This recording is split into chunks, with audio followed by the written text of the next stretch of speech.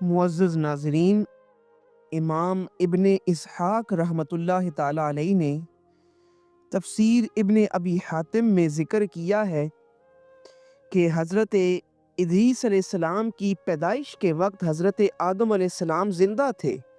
اور آدم علیہ السلام کی وفات کے وقت حضرت ادریس علیہ السلام کی عمر 308 سال تھی،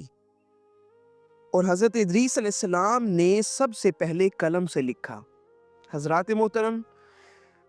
اس روایت سے معلوم ہوا کہ اس روئے زمین پر سب سے پہلے قلم سے لکھنے والے انسان کا نام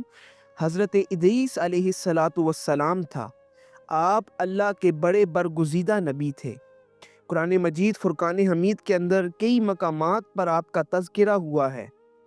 مثلاً ایک جگہ اللہ رب العزت ارشاد فرماتا ہے وَإِسْمَاعِيلَ وَإِدْرِيسَ وَذَا الْكِفْلِ كُلٌّ مِّنَ الصَّابِرِينَ وَأَدْخَلْنَاهُمْ فِي رَحْمَتِنَا إِنَّهُمْ مِنَ الصَّالِحِينَ، کہ اسماعیل، ادریس اور ذوالکفل کا ذکر کیجئے، یہ سب صابر لوگ تھے، ہم نے انہیں اپنی رحمت میں داخل فرمایا، اور بلا شک و شبہ یہ نیک لوگ تھے۔ ایک اور مقام پر اللہ رب العزت ارشاد فرماتا ہے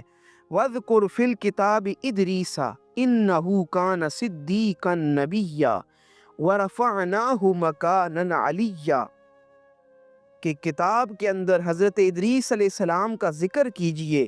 کیونکہ وہ سچے نبی تھے اور ہم نے انہیں ایک بلند مقام پر اٹھا لیا۔